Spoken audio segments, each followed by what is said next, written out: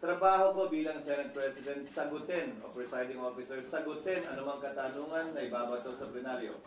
Pero hindi ko trabahong tanungin yung mga miyembro kung bakit hindi sila nagtanong at anong nasa isip nila, bakit hindi sila nagtanong. Fact is, walang nagtanong dahil hindi pa naman officially informed ang Senado, ang plenaryo, kaugnay sa paghahain ng impeachment complaint. Dahil dadaan pa ito sa isang proseso sang-ayon sa rules at practice at procedure ng Senado kaugnay ng mga impeachment complaints. So sir, mali yung impression na parang may napag-usapan ba na wag itong itackle sa Senate plenary? Walang caucus na naganap, walang usapang naganap sa pagitan ng mga miyembro ng Senado kaugnay nito o kaugnay ng anumang bagay. Bago kami nag-adjourn kahapon, nung Martes, nung Lunes, kahit nung nagdaang linggo, wala kaming pagpupulong na formal kaugnay nito. So what would happen now on the articles of impeachment? As Senate President, it's your call, di ba sir? So what is your plan? Isa-isayin muna natin. Sang-ayon sa rules ng Senado, kapag kami inihaing articles of impeachment or complaint or resolution of impeachment sa Senado, the Senate President, nakalagay sa rules namin, shall take proper order of the subject of impeachment. And ano bang ibig sabihin ng shall take proper order of the subject of impeachment? Hindi nung impeachment complaint, hindi nung impeachment, but the subject of impeachment.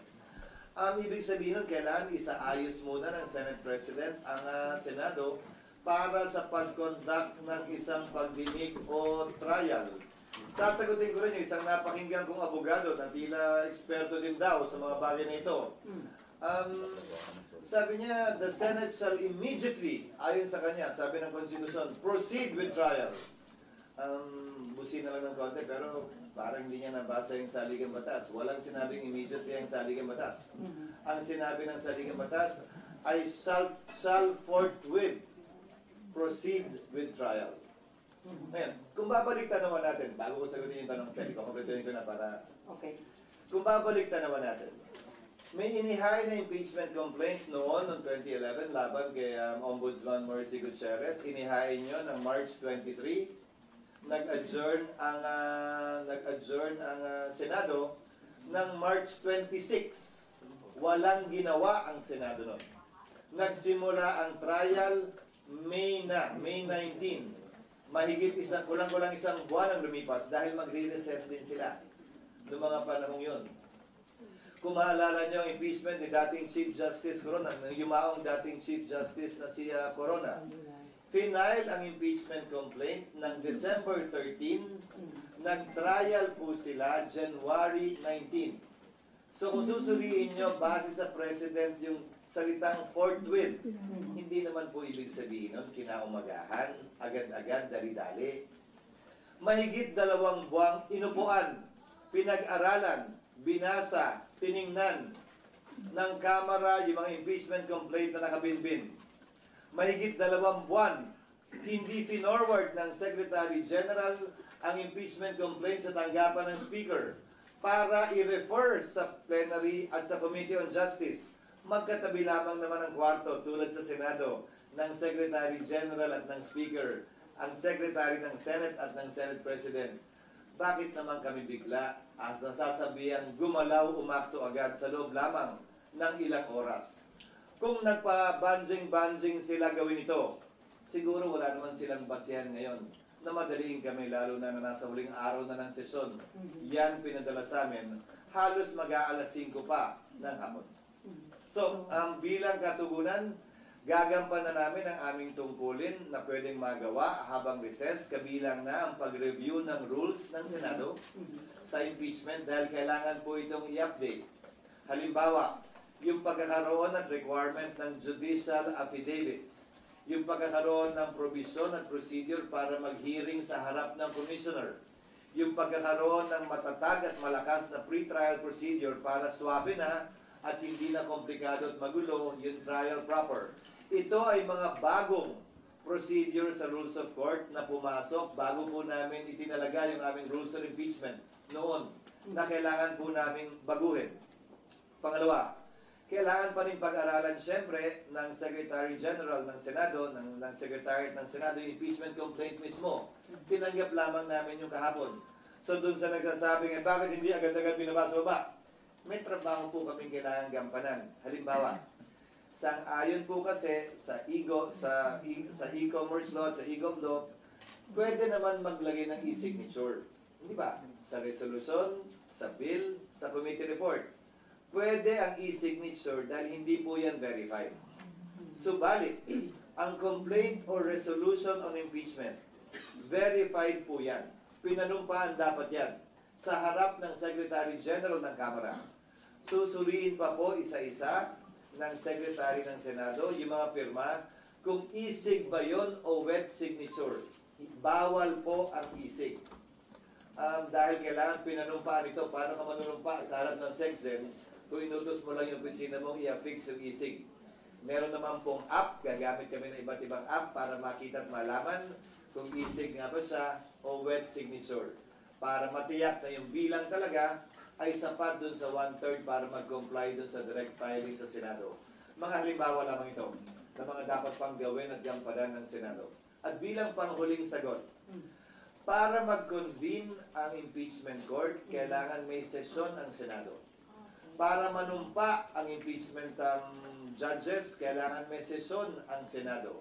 Bagaman ang trial pwede mag-proceed kahit na recess, tulad ng nangyari kay dati at yumaong Chief Justice Corona, dapat ito'y masimulan, makonvene at mapanumpa ang mga judges kapag may sesyon. So kung may mangyayari mang aksyon o kaganapan kaugnay nito, yan ay mangyayari sa June 2, pag-resume ng Senado, matapos ang eleksyon at pasyayan ng mayoriya ng Senado kung aamyendahan ba yung rules, anong ilalagay sa rules, i-authorize ba tulad ng nasa Rules of Court ngayon na supletorily applicable na pwedeng mag-hearing habang recess dahil may 12 senador pa namang maiiwan natatawid hanggang 2028 pa ang termino, kabilang ako. 12 lamang naman ang matatapos ang termino. Gagawin ba yung parang sa Rules of Court, I'm only citing examples, na i-authorize yung 12, parang hearing before a commissioner, natanggapin lamang yung ebidensya. Ito'y court of record naman kasi. Ibig sabihin, kahit na wala pa at hindi personal na narinig yung ebidensya, mababasa naman. Ngayon nga may video pa. Sir, Sana natugunan ko yung iyong katanungan. Bagaman mahaba. Sir, yung normal course of events na hindi kayo pwedeng mag-impeachment trial dahil naka-adjourn yung session. Pero according to Senate Minority Leader Coco Pimentel, may tinatawag siya na extraordinary situation na pwede yung i-waive yung rules at kung acceptable to everyone, pwede pa rin kayo mag-conduct na impeachment trial kahit naka-break ang session. Pwede na. Gaya ng sinabi ko, ginawa yan nung panahon ng impeachment ni dating Chief Justice Renato Corona. Tumuloy yung impeachment trial bagaman nag-adjourn na ang Kongreso at ang Senado. Nasa rules na.